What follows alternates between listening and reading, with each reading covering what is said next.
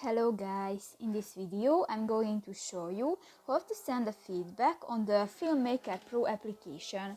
But first of all, I just want to mention, please don't forget to subscribe to our channel, because at 100,000 subscribers we are going to show you our YouTube revenue statistics and growth strategy, how to make money online. So let's jump into it.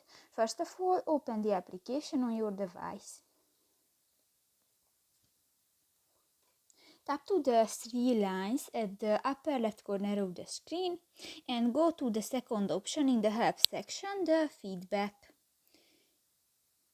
And here you can select your feedback. For example, payment declined, duplicate charge, export failed, and other.